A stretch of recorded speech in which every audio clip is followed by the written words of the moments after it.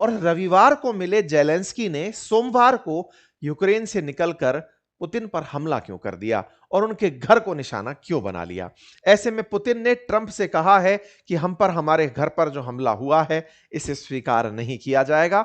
जब ट्रंप को यह जानकारी दी गई कि पुतिन के घर पर हमला हुआ है, तो ट्रंप ने खुद इसे गलत कदम बताया और यूक्रेन के लिए इसे एक वार्निंग बता दिया।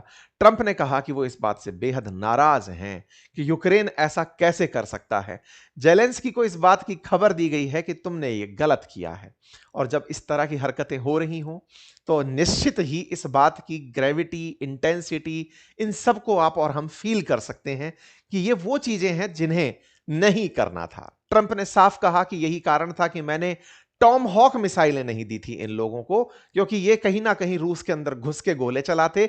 ये खुद से ड्रोन बना लिए हैं और आए दिन ये गोले लेके अंदर पहुंच जाते हैं। ये नहीं करना था वाली बात है। तो ऐसे में 28 और 29 दिसंबर की रात इकरान में ड्रोन से पुतिन के घर पर हमला होता है और यह हमला आतंकवादी हमला करार दिया जाता है। मैं आपको बता दूं, पुतिन के बहुत से घर, बहुत सी लग्जरी चर्चा में रही हैं।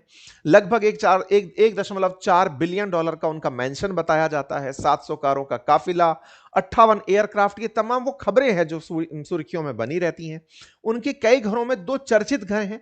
एक घर उनका इस प्रकार से सोची नामक जगह पर बताया जाता है, जो कि ब्लैक सी के अंदर है, और एक घर उनका बताया जाता है, पुतिन का घर बताया जाता है बिल्कुल रूस के उत्तर दिशा में, जिसकी तस्वीरें भी बाहर निकल करके आती हैं। कहा जाता है कि पुतिन के जितने भी ये घर बने हुए हैं, इन घरों में जो नोवगोरोड वाला घर है, जिस पर पुतिन जनरली निवास करते हैं, उस घर को इन्होंने निशाना बनाया है। सोची और नोवगोरोड में पता नहीं रहता कि पुतिन कहां है।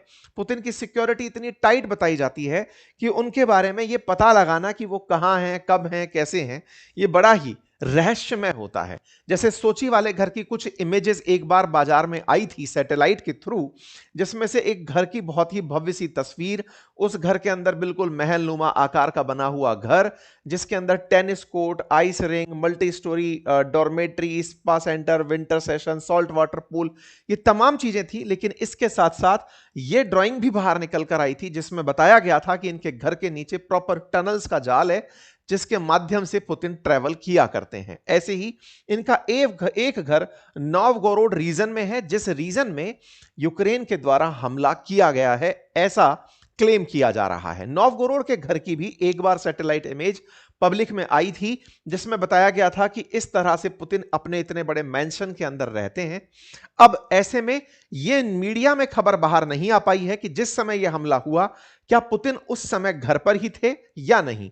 लेकिन हां, सरगेई लैवरोव के द्वारा स्पष्ट रूप से कहा गया है कि हम पर इकरान में लॉन्ग रेंज यूएवीज के थ्रू हमला हुआ है और यह नोवगोरोड रीजन में हुआ है। तो कुल जमा अर्थ यह है कि जब यहां के विदेश मंत्री खुद यह बयान दे रहे हैं कि हमारे ऊपर 91 ड्रोन्स चलाए गए हैं, तो यह निश्चित ही एक ऐसी खबर है जिसका कोई ना कोई सेंस बनता होगा, और जब सेंस बनता होगा तो इस पर सुर्खियां भी आएंगी। रूस की सुर्खियां चलती हैं टेलीग्राम पर, तो हमने टेलीग्राम से इनकी ये सारी सुर्खियां बाहर निकाल कर दी। हमने पता लगाया कि इन्होंने प्रॉपर तरीके से अपना कम्युनिके जारी किया है, जिसमें इन्होंने प्रॉपर मेंशन किया है कि हम पर कैसे कैसे हमला हुआ है, और हमने इस बारे में अमेरिका को अपडेट भी कर दिया है। इन्होंने अपनी तरफ से जारी वीडियो में कहा गया है कि लास्ट नाइट पर हम पर हमला हुआ और इस हमले को हम अपने पर हुए आतंकी हमले के रूप में मानते हैं और इसका हम अपने तरीके से जवाब देंगे। तो भाई साहब, इन महानुभाव ने ऐसी हरकत करी क्यों? जेलेंस्की का बयान क्या? जेलेंस्की ने इसे सीधा सीधा फेक करार दे दिया है। इन्होंने कहा है ये फर्जी बातें हैं, एक भी ड्रोन हमारा निशाने पर नहीं लगा, कोई भी हताहत होने की खबर नहीं है। यह हमारे ऊपर हमला करने की इनकी रणनीति है। यह हमारे ऊपर जबरदस्ती एक प्रेशर क्रिएट कर रहे हैं ताकि ये हम पर हमला कर सकें। इन्हें कीव पर हमला करना है। पूरी तरह से जेलेंस्की ने इसे पुतिन पर डाल दिया कि पुतिन हम पर हमला करना चाहते हैं, इसलिए उन्होंने इस तरह की एक फेक खबर उड़ा दी है। वो हमारे खिलाफ हमला करने की नीति बना रहे हैं। वो चाहते हैं कि शांति वार्ता सही से ना चले। अब समझ ये नहीं आ रहा कि सही कौन है। जेलेंस्की सही है जो पुतिन पर आरोप लगा रहे हैं, कि पुतिन सही है जो ये कह रहे हैं कि हम पर हमला हुआ है।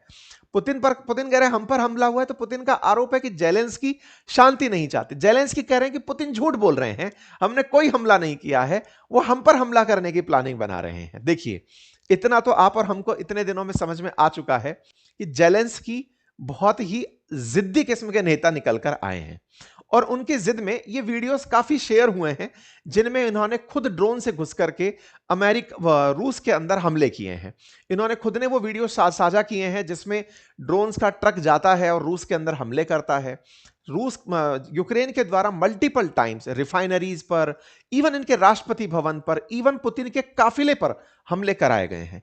तो जेलेंस्की का दुस्साहस सबको पता है। जेलेंस्की लगातार जिस तरह से रूस के अंदर हमले करके फिर वापस आकर के अपनी शरणगाह में छुप जाते हैं और फिर कहने लगते हैं कि पुतिन झूठ बोल रहे हैं, ये इनका झूठ इस बार झूठ माना नहीं जाएगा। असल में जेलेंस्की अपनी आदत से पुराने समय से मजबूर रहे हैं और लगातार इस तरह की हरकतें करते रहे हैं कि लोगों को लगा है कि जेलेंस्की सही कह रहे हैं कि उन्होंने हमला कैसे किया होगा। वास्तविकता में खुद ने कई बार ये खुद एक्सेप्ट किया है कि देखो हमने ये टारगेट किया। खैर जो भी है, फिलहाल के लिए पुतिन को तो झूठ बोलना है नहीं, उनको जेलेंस्की के सामने क्यों ही झूठ बोलना। तो वो बोल चुके हैं हम पर हमला हुआ है तो हुआ है, इस पर आप और हम क्या कर रहे हैं? हम इंतजार कर रहे हैं कि इनका क्या होगा। आप पूछेंगे इनका क्या होगा से क्या मतलब है? देखो इसको ऐसे समझ सकते हैं, आप सभी लोग पिछले 15-20 दिनों से एक चीज को लेकर प्रॉपर अपडेट हैं और वो अपडेट ये है कि लगातार अमेरिका प्रयास कर रहा है जेलेंस्की और पुतिन के बीच में एक गठबंधन कराने की कि भाई ठीक है तुम युद्ध रोको। इसके लिए उन्होंने अपने दामाद को जो डेविड कुशनर हैं उनको, विटकॉफ को जो मित्र हैं ट्रंप के, इनको भेजा हुआ है कि तुम जाओ और जाकर के इन लोगों के बीच में कॉमन पॉइंट लेकर आओ कि किस बात पर दोनों लोग मानेंगे। इसको लेकर अमेरिका निरंतर प्रयास कर रहा है। ट्रंप की इस बात पर सराहना होनी चाहिए कि उन्होंने वाकई में कई कदम आगे जाकर के दोनों लोगों से कई विषयों पर बातचीत करके इस चीजों को सेटल कराने का प्रयास किया है। ठीक है साहब, ये सारे प्रयास के बीच में जेलेंस्की अमेरिका के द्वारा जो प्रस्तावित मुद्दे हैं उन प्रस्तावित मुद्दों पर मानते हुए दिखाई कम पड़ते हैं। क्यों? क्योंकि ट्रंप जो भी प्रपोज कर रहे हैं, मैं दिखाऊंगा कि प्रपोजल क्या है, क्योंकि इन्होंने अखबार में छपवा दिया है उस प्रपोजल को। इन्होंने जनता को उकसा दिया है एक तरीके से कि अमेरिका हमसे यह चाहता है।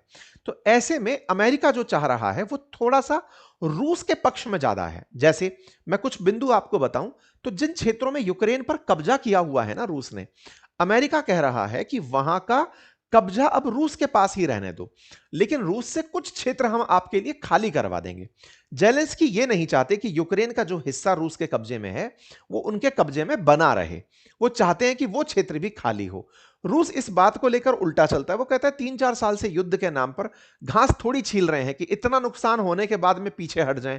हम वो कर नहीं सकते, अगर पीछे हट गए तो हमारी बेइज्जती हो जाएगी। तो अब ये ईगो कलेश हो गया है।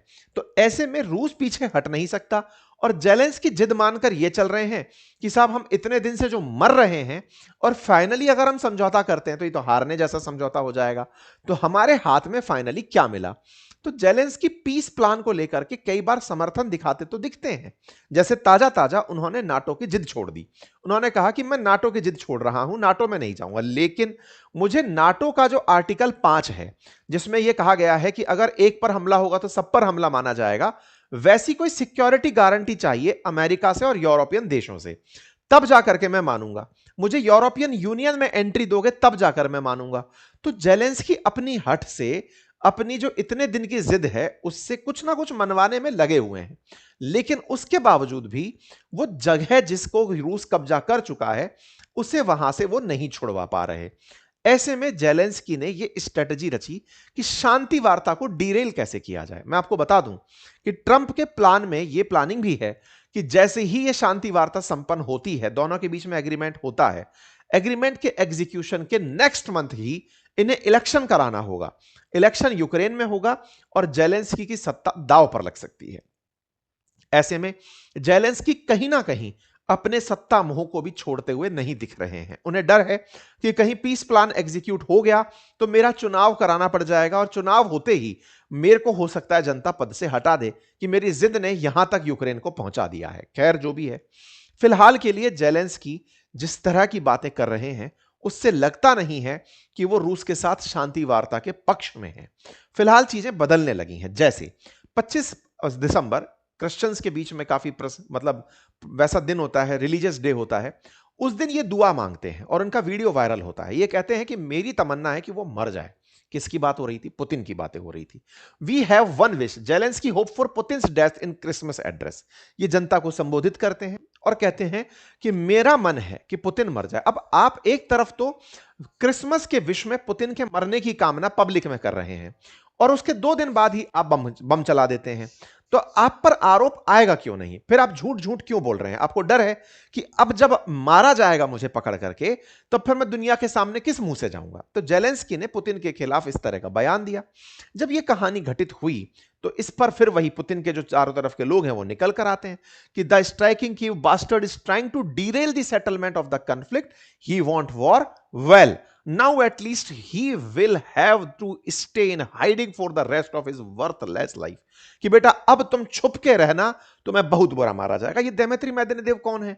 आप इनको जान लीजिए, कई बार मैंने पहले भी कहा है, ये रूस के ट्रंप मतलब पुतिन के इस समय के वो सलाहकार हैं जिन्हें अक्सर कहा जाता है कि जो बात पुतिन नहीं बोलते वो ये बोल देते हैं। पहले ये काफी बड़े बड़े पदों पर, प्रधानमंत्री जैसे पदों पर भी रहे हैं, तो इनके बारे में कहा जाता है कि ये कुछ ना कुछ ऐसा जरूर कहेंगे जो पुतिन के पक्ष की बात होगी और रूस की तरफ से बयान देते हैं। तो इन्होंने बयान दिया है, इसका मतलब कहीं ना कहीं चेतावनी की बात है, मतलब पलटवार का वक्त और टारगेट तय है, हमला होगा, रूस अपनी प्रतिष्ठा की रक्षा करेगा। यह बात ट्रंप तक पहुंची। ट्रंप इन दिनों नेतन्याहू के साथ बैठे हुए हैं। नेतन्याहू ट्रंप के पास गए हुए हैं। मैंने आपको पहले भी बताया था नेतन्याहू जा रहे हैं ट्रंप के पास। ये इनके पास थे, पत्रकारों ने पूछ लिया कि सर पता चला क्या कि पुतिन के ऊपर ऐसे ऐसे हमला हो गया? इनने कहा हाँ भाई पता चला, ये तो बहुत गलत हो गया है, ऐसा नहीं होना चाहिए था। I don't like it, it's not good, it is a delicate period of time, it's not the right time to do any of that. अब भाई साहब पुतिन मतलब ट्रंप इस बात पर बोलते हुए कहते हैं कि I was very angry about it. भाई मुझे जब इस बारे में पता चला, मुझे यह बात बिल्कुल पसंद नहीं है कि पुतिन के रेजिडेंस पर कोई हमला कैसे करा सकता है, जबकि ये महाशय एक दिन पहले ही मिलकर आए हैं। अच्छा इंटरेस्टिंग क्या है, आपको मैंने पहले भी बताया था कि कुशनर और विटकॉफ जब बातचीत करने के लिए पहुंचे थे ट्रंप के पास, जेलेंस्की के पास, तो इन्होंने बकायदा प्रॉपर तरीके से यूरोप में बात की, पुतिन से बात की। विटकॉफ और कुशनर दामाद हैं ट्रंप के और विटकॉफ मित्र हैं जो शांति वार्ता करा रहे हैं, जिन्होंने गाजा और इजराइल के बीच शांति वार्ता कराई थी। अब वो लोग इन दोनों के बीच में शांति वार्ता कराने गए हुए हैं। तो इन तमाम बातचीत के बाद में जब पुतिन से वो लोग मिल लिए, फिर जेलेंस्की से यूरोप में उनसे मुलाकात करते हैं, फिर जेलेंस्की को बुलाया जाता है ट्रंप से मिलने के लिए कि आओ आप मिल लो ट्रंप से और जो वो बात बोले वो मान लेना। तो भाई साहब ये परसों वहां जाते हैं और जब ये जाते हैं बकायदा, तो इस बात में ट्रंप इनका वेलकम करते हैं, इनसे बातचीत करते हैं। ट्रंप हालांकि इनको कई बार पहले भी समझा चुके हैं। इन्हीं समझाइश में इन्होंने ताजा ताजा नाटो की जिद भी छोड़ी है, जिस पर हमने 13 दिन पहले ही आपके सामने एक सेशन किया था और हमने कहा था जब नाटो की जिद ही छोड़ दी तो ये वो जिद थी जिसके चलते माना जा रहा था कि भाई जब जिद ही नहीं बची तो फिर रूस इनको क्यों कूटेगा, क्योंकि अल्टीमेटली जिद के कारण ही तो कि भाई मुझे नाटो में शामिल होना है, इसी कारण तो युद्ध भड़का था। तो इन्होंने जिद छोड़ दी थी। अब जिद छोड़ दी तो जो बची हुई चीजें हैं उन पर बातें हो रही हैं। उन पर बातें करने के लिए ट्रंप ने इन्हें बुलाया। तो ये तस्वीरें हैं जब यूक्रेन के प्रेसिडेंट पहुंचते हैं मारे लागो क्लब में, जो कि फ्लोरिडा के अंदर है, ट्रंप का अपना रिसॉर्ट है, वहां पर इनको बुलाया जाता है। कोई भी सम्मान नहीं दिया जाता, कोई इन्हें रिसीव करने नहीं आता, सीधा इन्हें इनवाइट किया जाता है, ये पहुंचते हैं। ट्रंप लेकिन इनके पहुंचने से पहले पहले ही पुतिन से फोन पर बतिया लेते हैं कि भाई सुनो वो आदमी आ रहा है। 1.5 घंटे उनसे बातचीत करी इन्होंने, लगभग 1 घंटे 15 मिनट के आसपास की पुतिन से बातचीत करी। दोनों के बीच बातचीत हुई कि जेलेंस्की आ रहा है तो उससे क्या बातचीत करनी है मैं पहले ही आपको बता देता हूं। इन बीच की चीजों में बात चल रही है, आपको मैं अपडेट कर रहा हूं, ठीक है। पुतिन ने भी इस बारे में, यानी कि पुतिन की तरफ से जो प्रवक्ता हैं उनकी तरफ से सारी बातें बाहर बता दी गई कि देखो क्रिसमस पर हमारी मतलब ट्रंप की और पुतिन की बढ़िया बातचीत हुई है, दोनों देश प्रॉस्पेरिटी के लिए आगे बढ़े, इस पर बातें हुई हैं और कैसे दोनों देश शांति के लिए आगे बढ़ेंगे, ये सारी बातें हो गई हैं। जेलेंस्की पहुंचते हैं, जेलेंस्की का साहब यहां पर स्वागत किया जाता है ट्रंप के द्वारा। बड़ी इंटरेस्टिंग बात है ये, 29 को हमला कर रहे हो, 28 को ट्रंप से मिले हो और 28 को ट्रंप पर मिलने की कहानी एक दिन में तय नहीं हुई है, काफी लंबा समय लगा है। मतलब विटकॉफ और कुशनर मेहनत कर रहे हैं, इनसे लगातार बातचीत करते करते इनको मिलाने के लिए लेकर आए हैं। लेकिन जब इनसे बातचीत होती है ट्रंप बड़े निराश होते हैं। ट्रंप निराश होते हैं और वो कहते हैं कि देखो साहब 95% चीजों पर बात बन चुकी है, 5% पर अभी भी नहीं बनी, और अगर बात नहीं बनती है तो पहले ही ये विश्व युद्ध के बाद, सेकेंड विश्व युद्ध के बाद सबसे डेडलीस्ट युद्ध में शामिल हो चुका है, मतलब ये वॉर अगर नहीं शामिल होती है तो ये वॉर और लंबे समय तक खिंचती रहेगी। मतलब या तो वॉर खत्म होगी या फिर ये बहुत लंबे समय तक खिंचेगी। मतलब एक तरह से ट्रंप भी इस आदमी के सामने हिम्मत हार चुके हैं। 16 मिनट तक इनसे इन पर्सन बातचीत की कि भाई बताओ तुम चाहते क्या हो। फिर प्रेस के सामने इनको लेकर के गए, 1.5 घंटे तक प्रेस के सामने बातचीत करवाई कि भाई बताओ चाहते क्या हो। तो जेलेंस्की जो है ना, इनके मुंह पर तो बोलकर आते हैं कि सर शांति चाहते हैं हम लोग, हम बढ़िया से शांति चाहते हैं, आप जैसा कहोगे वैसा करेंगे। और जैसे ही यहां से मिलकर निकलते हैं ना, यहां से मिलकर निकलते ही तुरंत प्रभाव से यह आदमी दूसरा खेला खेलना शुरू कर देता है। मतलब आप सोचकर देखिए, I am on the side of peace, Trump ने बेचारे ने यह कहकर के इनको बिठाया, समझाया कि देख लो भाई मीटिंग बढ़िया रही, अगर तुम युद्ध को लेकर के शांति रखने को तैयार हो, मैं तुम्हारे साथ जुड़कर के काम करने को तैयार हूं। सब कुछ बातचीत हो गई। यह आदमी यहां पर सब बोलकर चला आता है। ट्रंप बोलते हैं 95% बातों पर हमारी सहमति बन गई है, यूरोपीय देश बाकी सब बातें संभाल लेंगे, कुछ बातें हैं जिनको लेकर के मामला नहीं बना है। ये जो जेलेंस्की है ना, ये ट्रंप से मिलकर घर आते हैं। घर आकर के फिर भर भर के ट्वीट डालना शुरू करते हैं। खेला क्या खेलते हैं, जो इनके सामने 20 सूत्रीय मांग रखा गया, उस 20 सूत्रीय मांग को ये पब्लिक कर देते हैं। पब्लिक करके क्या बोलते हैं कि साहब ये हमारी पॉइंट्स हैं, और इन पॉइंट्स पर कौन से पॉइंट्स हैं कि साहब ये हमारे पॉइंट्स हैं जिन पॉइंट्स पर ट्रंप हमसे बातचीत कर रहे हैं, और इन पॉइंट्स में जनता की मैं राय लेना चाहता हूं कि वो किसके साथ हैं।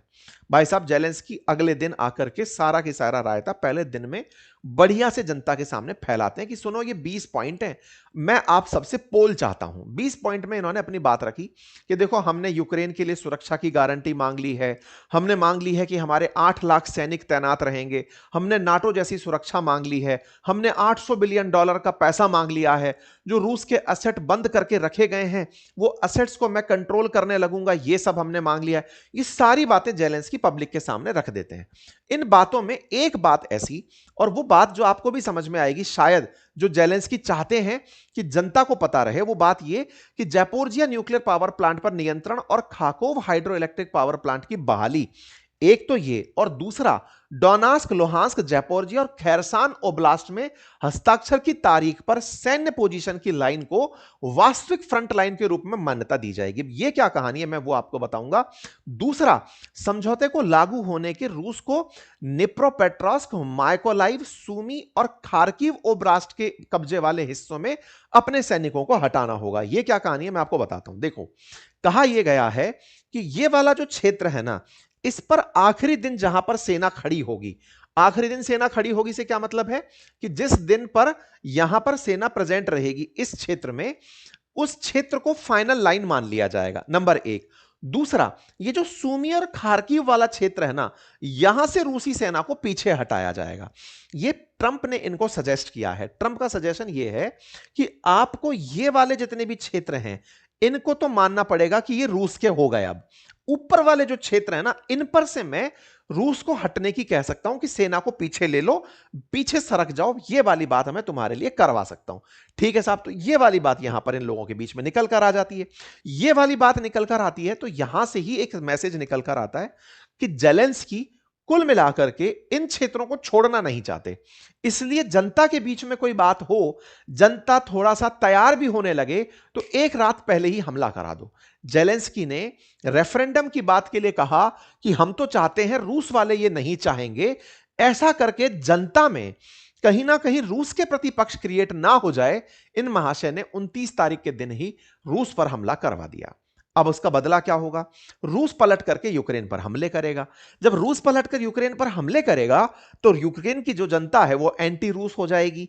इसका मतलब वो रेफरेंडम पर हस्ताक्षर करने से हटेगी, वो मानेगी ही नहीं कि अमेरिका की बात हमें माननी चाहिए। कुल मिलाकर के पीस प्लान एग्जीक्यूट नहीं होगा। तो कहा जा रहा है कि जेलेंस्की ने यह जानबूझकर खेला किया कि एक बार पुतिन को उकसा देते हैं, पुतिन अब हमें कूटने आएंगे, हम तो बंकरों में छिपे रहेंगे, लेकिन जब वो हमें कूट रहे होंगे तो यूक्रेन की जनता एंटी रशिया हो जाएगी और जो शांति वार्ता है वो हो नहीं पाएगी। यूक्रेन का इसमें जो सबसे इंपॉर्टेंट मत है, जो लगातार पुतिन कहते आ रहे हैं कि पुतिन, जेलेंस्की जो है वो एक नंबर के करप्ट और भ्रष्ट आदमी है, वो इस युद्ध से बनाए हुए पैसे से अपनी जिंदगी को सेट रखना चाहते हैं, इसीलिए वो इस युद्ध को लगातार खींचे चले जा रहे हैं। पर खैर, जो भी है, इस पूरी बार का सार यह है कि यहां पर जो भी हुआ वो अच्छा नहीं है।